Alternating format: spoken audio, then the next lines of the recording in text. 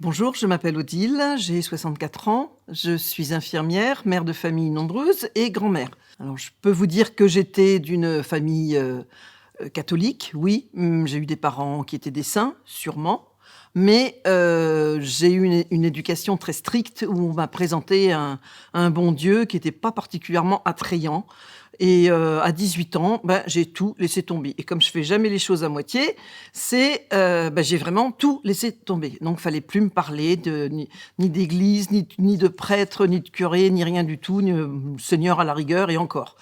Et puis je me suis mariée avec un homme qui était, scientifique et anticlérical, donc pendant des années, excusez-moi l'expression, mais j'ai bouffé du curé. Et on s'est retrouvés, mon mari et moi, avec nos 2 aînés à Cherbourg et là, à Cherbourg, c'est très amusant, mais j'ai été cernée par des cathos et des cathos heureux, parce que ça existe. Et dans mes amis, j'avais une amie particulièrement avec des tas de problèmes familiaux et des tas de problèmes de santé, mais qui rayonnait. Et elle m'agaçait, mais elle m'agaçait comme c'était pas permis, jusqu'au jour où je lui dis: «Mais bon sang de bois, Claire, qu'est-ce que tu as de plus que moi pour être toujours heureuse?» Et elle m'a répondu le plus naturellement du monde: «Moi, j'ai rencontré le Seigneur et il a changé ma vie». Alors là moi, ça m'a fait doucement rigoler, mais elle m'a dit: «Viens et vois».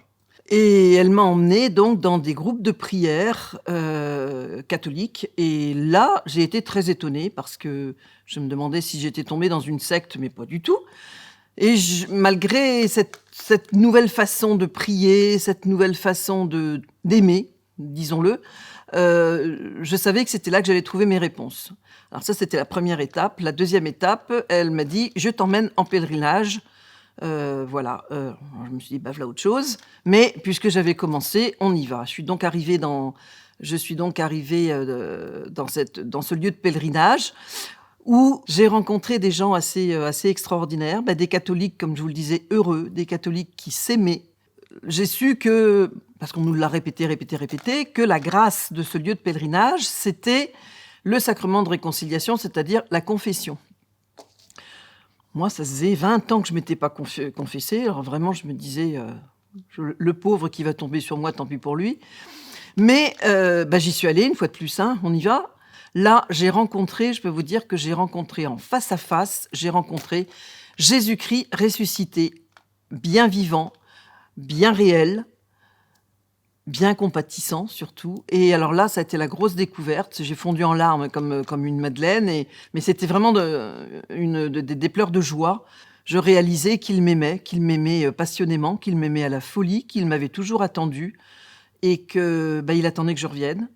Et je lui disais: «Mais tu m'aimes moi? Alors je t'ai craché dessus, je t'ai renié, et tu m'aimes là, tel que je suis avec tous mes boulets?» Et une fois que j'ai rencontré le Christ, c'est vrai que toute ma vie a changé. Mes décisions ont changé.